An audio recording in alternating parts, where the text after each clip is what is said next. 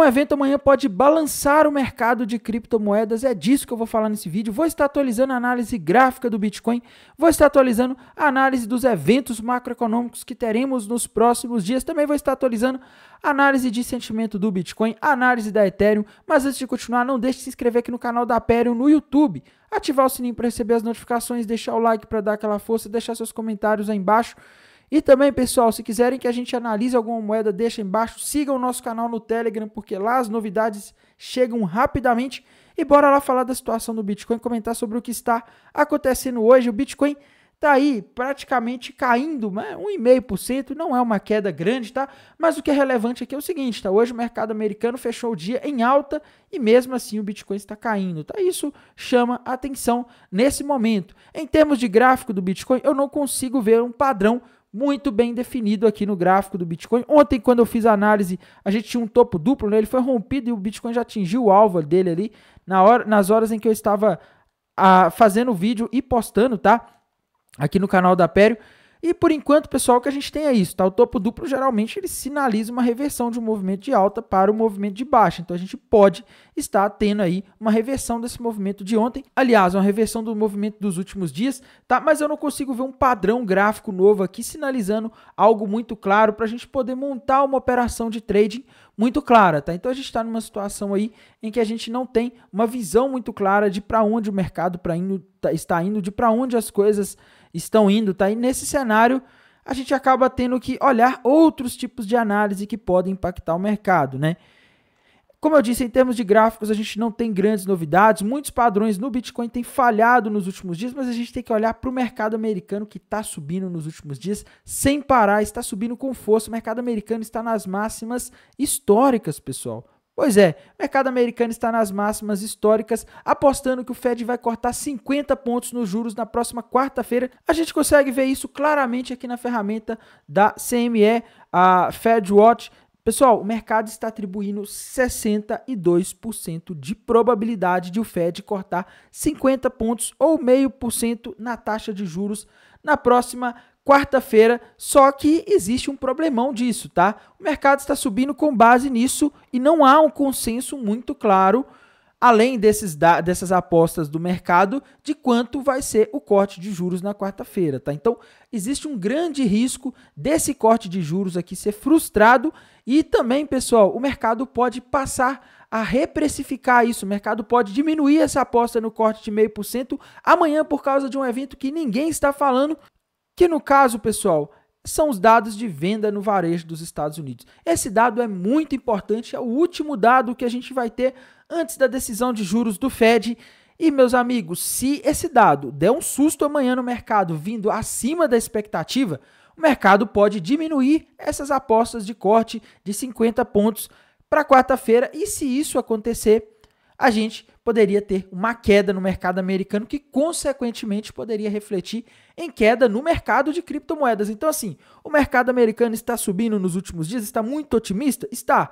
Mas qualquer coisinha que acontecer que invalidar essa aposta do mercado pode simplesmente causar uma correção muito forte, porque quando o mercado está apostando muito que vai para uma direção, os investidores estão apostando muito que o mercado vai para uma direção e isso não se concretiza, os investidores acabam sendo estopados, eles acabam tendo suas posições fechadas e, por exemplo, quem está comprado acaba tendo que vender. E isso acaba causando um movimento de queda, às vezes muito rápido nos mercados. Então, por isso que essa informação, né, esse dado amanhã é relevante, tá? As expectativas são que o núcleo venha em 0,2% e o índice cheio de vendas no varejo de agosto vem em menos 0,2%. Então, estou esperando um decrescimento no índice cheio, tá? Na semana passada, os dados de inflação de agosto do CPI surpreenderam para cima, tá? Vamos ver o que vai acontecer amanhã com as vendas no varejo. Se vier acima do esperado, pode acabar dando um susto no mercado. Se vier dentro do esperado, eu acho que não vai mudar muita coisa nas apostas aí do mercado para taxa de juros na quarta-feira. Agora, se isso daqui vier abaixo, pode ainda mais ampliar essa aposta que o mercado está tendo de corte de juros na próxima quarta-feira. Então vejam que a gente está num dilema. Esse dado amanhã ele tem potencial para movimentar o mercado, dependendo de como ele vier. É lógico, o mercado tem reagido de forma controversa nos últimos dias, isso acaba sendo um pouco difícil de interpretar, tá? Mas esse dado aqui, na minha visão, ele pode balançar o mercado amanhã, dependendo de como ele vier. Todo mundo tem que ficar de olho nele. Ele é o último dado antes da super quarta, que é quando o Jerome Powell, presidente do Banco Central dos Estados Unidos, vai dar a nova taxa de juros. E mais importante ainda do que as taxas de juros são as projeções econômicas do FONC, tá? O mercado está projetando que o Fed vai cortar bastante as taxas de juros nas próximas reuniões. E nessas projeções econômicas a gente vai ter uma noção de se o Fed realmente vai cortar tão rapidamente e tão forte quanto o mercado está esperando, tá? Então, essa semana vai ser tensa e ainda depois na quinta e na sexta tem o Japão. Quinta-feira, dado de inflação do Japão, e sexta-feira, reunião do Banco Central do Japão. Então, meus queridos, a gente vai ter uma semana insana, uma semana agitada, com muitos eventos decisivos e inéditos. Olhando aqui no TRDR, a gente vê que o pessoal não está querendo se posicionar aí. Antes da reunião do Fed, a gente vê o Open Interest caindo, né? O Long Short Rate está subindo, mas não porque a gente tem várias pessoas abrindo posições compradas, mas sim porque os vendidos estão saindo com medo da subida do mercado. A gente vê aqui também o Funding Rate subindo, mostrando que a corretora Binance está tendo que cobrar mais caro de quem aposta na alta, tá? Mas para mim, o gráfico que dá mais sinais é o gráfico da High Block, tá? Aqui nos gráficos da High Block, a gente tem vários sinais de que o mercado pode se movimentar aí para baixo nos próximos dias. A gente vê liquidez aqui de todo lado. A gente vê liquidez acima, liquidez abaixo. A gente tem pontos de liquidez acima nos 60, 61 e 63, mas a gente parece ter mais liquidez abaixo, principalmente na região dos 57.200, 57.300, região dos 56.800, tá? A gente tem bastante liquidez abaixo. Outro ponto em que está surgindo muita liquidez é na região dos 52.200, tá? Mas aí eu já acho pouco provável de ter um movimento tão rápido para aquela região. Agora, essa região aqui dos 57.300, 57.200, 56.800 está com bastante liquidez.